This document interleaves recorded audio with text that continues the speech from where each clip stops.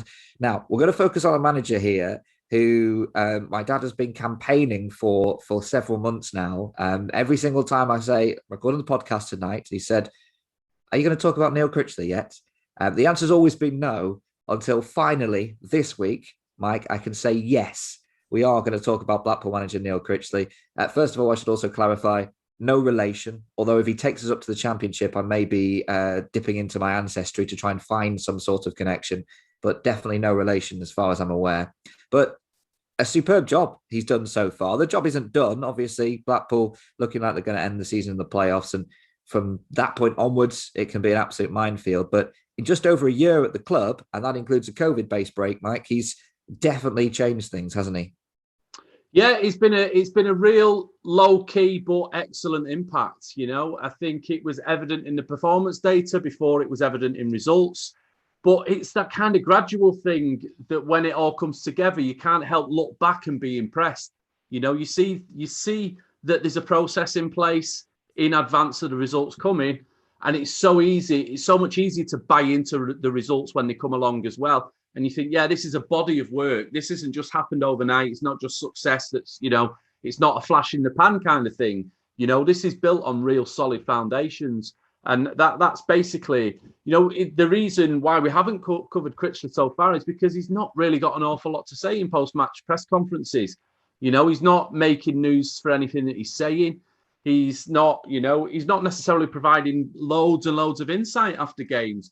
But he's clearly, the information he's relaying to the players is very, very solid stuff. And, you know, it's been a very, very steady progression throughout the season. And I don't think anybody can even question Blackpool being in the top six now, even though I'd have said it was a year ahead of schedule. You know, as you've seen the season play out, you're thinking, yeah, they're probably a team for next season.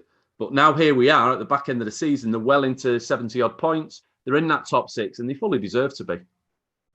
Well, problem solving and identifying issues is clearly a strength of his as well, because we talked about it last week. We talked about it in regards to Mark Bonner at Cambridge. You brought in an experienced assistant, identified that need to have one at the club. And Neil Critchley did very similar, actually. Very good pre-season. Games against Everton and Liverpool were superb. Some brilliant attacking football. Huge amount of optimism going into the season. A bit of a damp squib to start losing to Plymouth, and then the results didn't go our way. He brought in Colin Calderwood, who had a bit of League One experience, who had that nous for the defensive side of the game. And all of a sudden, things started rolling. So clearly, he knew that's where he needed help, and he's identified it. And he's reacted. Yeah, and I think experience is a key word where Critchley's concerned, because I think he values it enormously.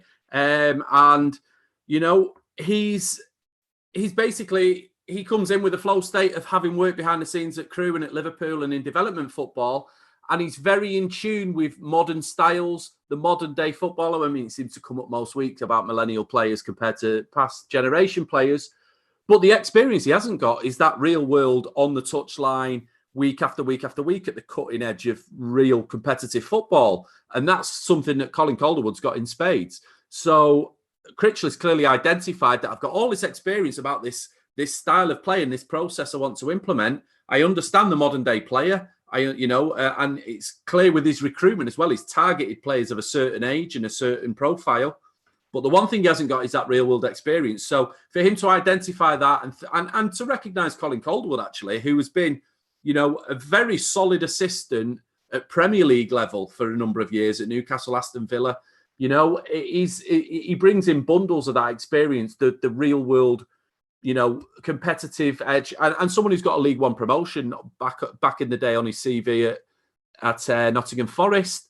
You know, he ticks a lot of boxes, Calderwood, in that respect, yes. So for Critchley to identify that, I think he's found the right man at the right time in that sense, because Calderwood has been an excellent coach down the years.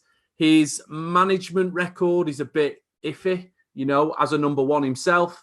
But yeah, it would appear that he's certainly had a positive impact on, you know, taking Critchley, sort of helping him get a step ahead of the job that he's doing. And does that say a lot about the potential lack of ego? That's a phrase that you mentioned last week with Mark Bonner. You know, he's not thinking, well, I need to succeed on my own. I need to show that I'm capable of this. He's looked at how things are panning out and said, right, well, I need some help here. And the only way to do it is to get someone who knows far more than I do. Yeah, I think it's I think sometimes, like, we talk about personalities, and this podcast is all about profiling personalities, but there's also an element of character. Regardless of what your personality is, your character needs to be good, and part of a good character is not having an ego, is being able to look yourself in the mirror sometimes, or just being able to understand, okay, I can't be all things to all people at all times. There's going to be blind spots in what I can and can't do, or what I have and don't have as a skill set. So to be able to identify that's a really important thing. Yeah. And I think, it's a lack of ego, or not, there's no paranoia there about somebody coming in and potentially, undermining you or anything like that. It's just, you're trying to fix the job and do the job to the best of your ability, and being able to recognize someone who can help you along in that process.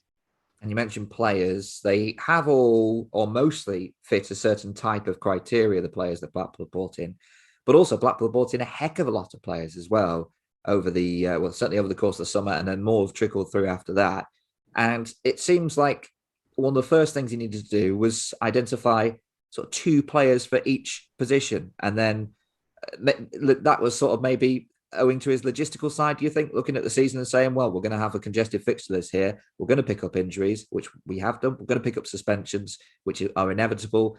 I need as many players who can fill these spots as possible. And he's also got players who can fit in multiple positions as well, and sort of fit in where necessary.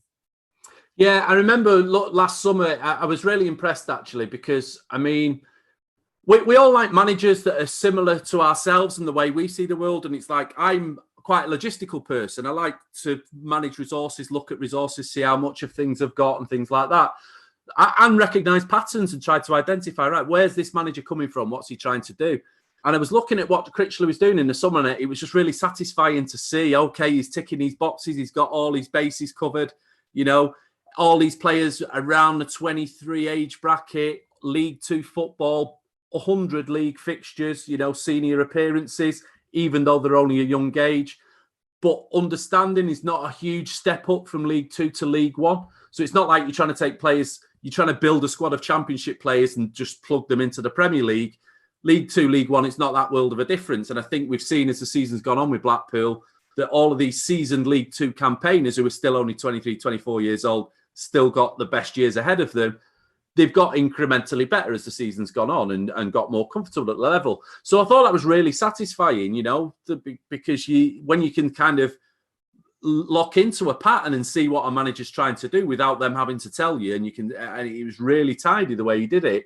It does speak to him being a logistical manager and looking ahead to the schedule, and he's working to a clear plan. In terms of the actual profile of the players he's getting as well, though, the fact that they've come from League Two, the fact that they are the age they are, he's kind of an in-between manager, in that he's come from development football. He's picking up players who have outside of development football, who are past that sort of progression in their careers. But he had to get rid of some of the more, he made it quite clear towards the end of last season, there's certain players here who are not going to fit my style of football. They're just not going to be able to execute it. And, in many cases, you can't teach an old dog new tricks anyway. You're talking about 30-odd-year-old veteran striker, it's you're fighting a losing battle even trying to go there. So he's kind of come in knowing well in advance what the job is he's going to do, and he's just followed it through step by step, along the way. And it's clearly showing itself now to have been a very, very well-structured plan from the outset. Yeah, and you mentioned the plan there, because Armand Nandoué was one of those players who was let go at the end of last season, and there were not our fans, because I think our fans had seen some of his performances and realised that exactly why he wouldn't fit. But a friend of mine and a few of people said, "Oh, I'm really surprised you let him go. He was scoring goals for you."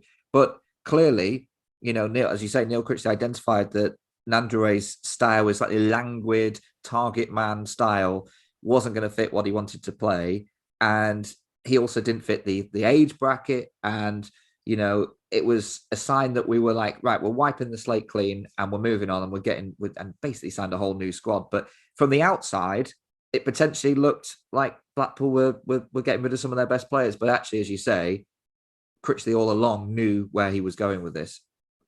Yeah, and I think from the outside, I'll hold my hands up myself and think I think it was a gamble to appoint him. I think it's one thing knowing in theory that his background is a solid background and he's got all this body of work behind him, but you are completely transforming your squad. You've gone from one manager in Simon Grayson with a certain set of players and a certain style of football that might not necessarily have an identity.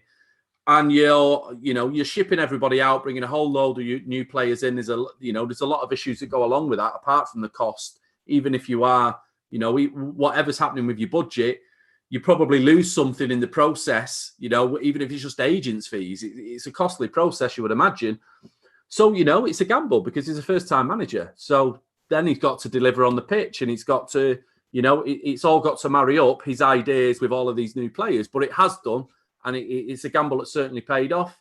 But I guess, we're seeing that more and more nowadays. Appointments like Critchley, managers coming from, a lot of these managers now are, because of the way budgets are, more clubs are willing to take a gamble on managers like Critchley with no CV, because you presume, it is a cheaper option than going for a big name manager with so many previous jobs and promotions on his CV and things like that.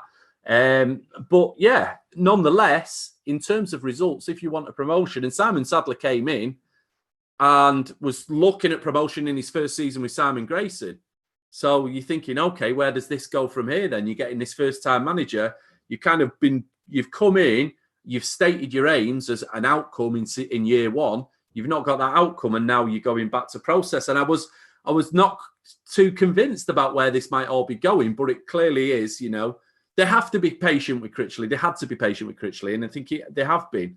Whether it's been an easier season than normal to be able to execute, to implement the kind of process that he has, I'm not entirely sure. But yeah, it's clearly paying off anyway. Yeah, there's an interesting Athletic article about Neil Critchley, which talks about when he first got the call, and he was working, and he pretty much said goodbye to his players at Liverpool, and the next day he was packing his bags and he was heading to the seaside. He obviously got assurances from Simon Sadler along the way, because otherwise he wouldn't have turned his back on what was a fairly cushy job. And I guess he would also have been not just given assurances in the transfer window, but also given assurances that he'll be given time as well. I'm thinking about other, former academy managers and assistants, and we'll come on to that in a minute with the growing trend of that. But, Ben Garner at Bristol Rovers, he wasn't given time. Okay, he signed a few players and he was gradually starting to turn the tide. But look where Bristol Rovers have ended up now, with their third manager of the season. He wasn't given time. He was dismissed quite quickly, too quickly, I think many would agree. But Neil Critchley must have been told, right, if it doesn't go right in the first half of the season, we'll have a rethink. Otherwise, he definitely wouldn't have left Liverpool, would he? Yeah, no, that's it. And I think time is a very important factor because of the type of personality that Critchley is. I mean, we talk about him not revealing too much in interviews, and I think a lot of that is because his flow state is a very slow process, and his best insights will not come 20 minutes after a game. He's a very studious type. He'll go away, he'll review what's happened in the match, he'll take his time, and everything he does incrementally builds on what's gone before. He never throws out what's gone before and starts again with anything. It's like, okay, some things might work and might not work, little tweaks that you make from week to week. But generally speaking, it's a body of work that gets built on game after game after game. And I think he needs time. He's an introvert, I believe, and he needs time to go and post-process and really make sense of events. But 20 minutes after a game in a post-match interview, you're not going to get those insights because he's not ready yet. He's not jumped to too many conclusions, and certainly not fresh or new insights. He just knows what he was meant to see. Did he see that? I'll just report it to you, and then we'll move on. And then I'll have my best insights tomorrow when I go back and review the game and go through it again. So in that respect, I think it's really important that you give him time and you give managers of his type time. But also, I guess we'll get onto this if you're referring to the Athletic articles that I've read as well. in terms of, these development managers coming through, because I think they all follow it. A lot of them recently follow a very similar personality type.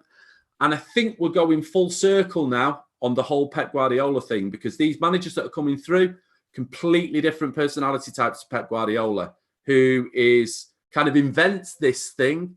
And then over time, managers that have studied this brand of football, and it can be very exciting, high pressing football, but these aren't managers that would have invented this themselves. It would have been way too risky 10, 15 years ago for, I'm doing my coaching badges and I'm going to invent this style of football that nobody's seen before. No, they've gone through a process of understanding this pressing football against, more risk-averse types of football and all the different philosophies, and studied lots of different managers, decided who they want to be, and then incrementally built. So now we're getting to a point where 10 years down the line, we're seeing all these really good managers now, that are development type managers that are coming through, that have studied and cut their teeth basically out of the limelight. So now they're ready to step into the limelight with all this knowledge and this experience that they've built up. And now it's right, can I do it in a high stakes environment? And I guess as well, it also benefits the club as well, in terms of the finances. They're a cheaper option, as you said before, but also if these managers have seen young players playing in, reserve football, Premier League 2, wherever it might be, that they've spotted them, even as 15, 16-year-olds when they were initially coming through, and they already have those connections with these players, they're more likely to attract them to the club. And, often getting these really good loanees or even players that are no longer required by Premier League clubs is a far cheaper option than signing a grizzled veteran on a 4-year contract, isn't it? Yeah, absolutely. And I do think football is a small world in development circles. And I do think there's, a lot of these managers that are coming through that have got a development background.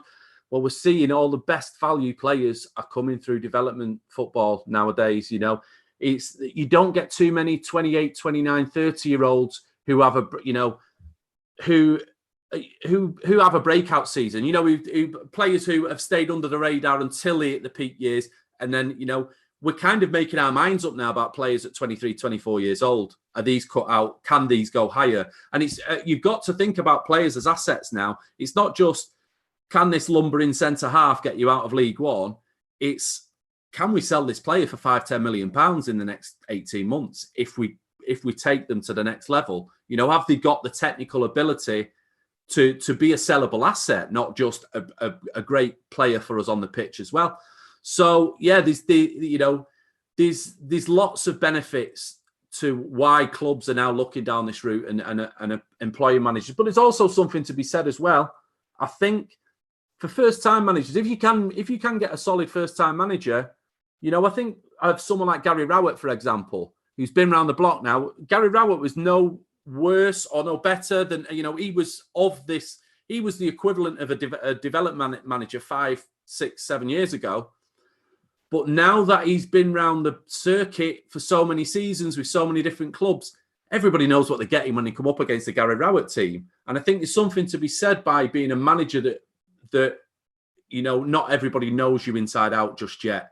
So I think that first and second season is when a first-time manager who really has a real process to follow can really build up a head of steam before everybody really understands when they're planning to play against you in opposition. To that end, it might even be in Blackpool's interest to try and get up this season. I was thinking about them as being a team for next season, but then also by the same token, next season, everybody's going to have a much better idea of the way Critchley wants to go about his job. And then it's a case of, can he reinvent himself, or can he, evolve quickly enough to stay one step ahead of people who are trying to second guess him? And I guess, you talk about the sellable assets. Well, Jerry Yates already been linked with several championship clubs, and Blackpool could potentially make a nice profit on him. I guess Critchley wasn't brought in specifically for that by Simon Sadler, but as you say, it's a nice byproduct, isn't it? Yeah, absolutely. Yeah. And I think also another thing that is, one thing I want to mention as well is the fact that his association with Jurgen Klopp and what's happened behind the scenes at Liverpool. Because I think, we talked about how valuable experience is to him. and how he is, very slowly, incrementally builds on what he knows. Now, I think it's no small matter that Jurgen Klopp has got a completely different set of mental functions and processes. And I think what Critchley has learned to value in seeing Klopp operate at close quarters adds new skills to him that he wouldn't necessarily naturally develop of his own accord. So I think there's something in that relationship of having worked with Jurgen Klopp of a completely different personality type, but then see how he deals with players in a group context. Because I think Critchley emotionally, as a manager, likes to identify with players on a one-to-one basis and likes to develop players on a one-to-one basis. But he's also got this understanding of group culture that comes from Jurgen Klopp and the way that Klopp used to manage. And also Brendan Rodgers. I mean, he's worked under Brendan Rodgers as well. I mean, what two fantastic managers, top 4, top 5 managers now in the Premier League that, to have been under their wing for so many years before you step into, and they will have given him certain skills or an understanding of things that wouldn't naturally have come, as well as, the development side of things and working with development players. This is maybe a more general question about development managers, but do you think that to most of them there's just that one moment, that time when it comes and it's said, like, it's time to test myself, in the lower leagues, because you could feasibly just stay in that job and be, on a perfectly decent wage for, until you retire. But all of those academy managers, and we've seen, various ones fail and others succeed as well. But there must be a moment where you have to weigh up. You go, right, which direction do I go in now? League One is calling me, or should I just stay put? But it must be a difficult decision, and a decision that Critchley will have had to make. Yeah, and I think it's also important that your first job is the right one, because I don't think many of these development managers would get a second chance. I think I think they have to get it right in the first job, so they have to be totally prepared. I think there's more scope. There's other types of managers with a better playing record, for example, and a CV to fall back on from the playing days might get second and third chances. I think if you were pretty much, a nobody as a player, but you've had all this body of experience behind the scenes, but then as soon as you put in at the cutting edge, you don't, sink or swim, and you just drown in that setting. I'm not necessarily sure, because like I'm talking back, you're looking from the outside and you think this is a bit of a gamble. This has got, and if that gamble doesn't pay off, then I don't see too many clubs nowadays looking, everybody either wants the next big thing that nobody's discovered yet, or you want a big name manager, or you want someone with an experience and a CV that's easy to buy into, or some sort of track record to buy into. To have neither one or the other, you become that person if you don't succeed in your first job. If you're Steve Cooper, Neil Critchley, even Mark Bonner at Cambridge, to some degree, these managers have to succeed in the first job, I think. But we're finding more and more that these type of managers are succeeding in the first job. And I think potentially a lot of it does as well have to do with the fact because of the certain personality type they are, that they will. I don't think Critchley's the sort of manager that would push himself too soon. I think he has to be 100% sure himself. Yeah, I'm ready. I'm ready because I'm seeing the mistakes that other people make.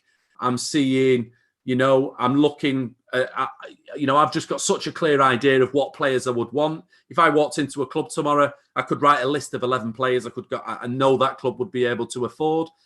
I think there's probably so much groundwork that's gone in before Critchley's turned around and said, go on then, I'm ready, let's do it. And yeah, so I do think it's vitally important for people of his personality type, for people coming out of development football with no real playing career that they can fall back on, where, you can spin the odd yarn when you're trying to bluff, not bluff your way out of a situation, but you're in a tough spot. You've got to say the right thing in an interview. You can fall back on a playing career that people are like, yeah, okay, we've got to give him time.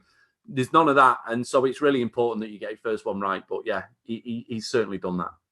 Finally, how do you think Neil Critchley will cope in the League One playoffs when analysing playoff matches and playoffs as a whole?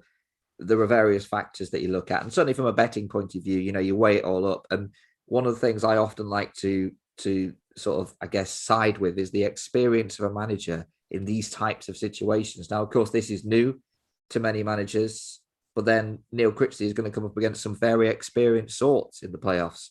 Lee Johnson is likely to be in there. Michael Appleton, who's we know, having profiled him already, we know he's very good in knockout football. How do you think Blackpool Neil Critchley will get on then in this end of season lottery, as it's so often described?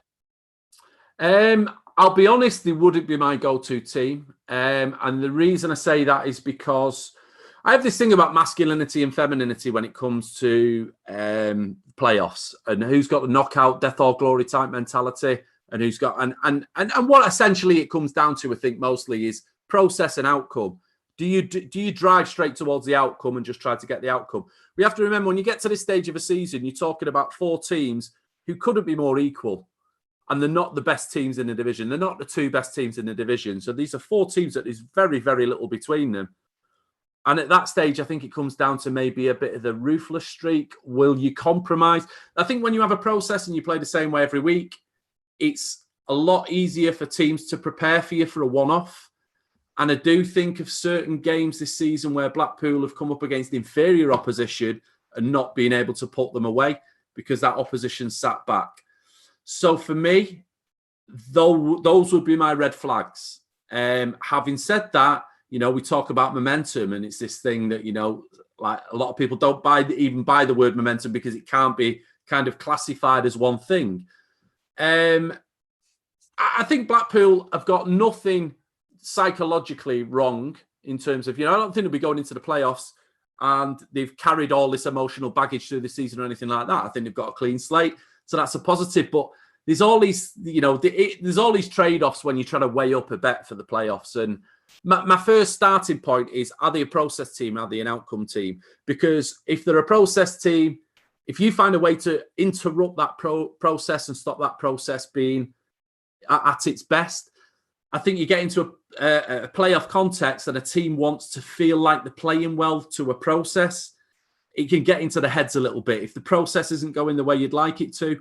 Whereas a team that's outcome driven can be absolutely awful for 180 minutes. As long as it's still 0-0, they're happy, because when that moment comes, we're going to take it, because all we're thinking about is the outcome. So that would be my concern for Blackpool in a playoff context. But yeah, I mean, they've got nothing to lose, and they've got this fantastic playoff record historically down the years. There's no reason for them not to believe that they're not going to go up, but that would be my concern.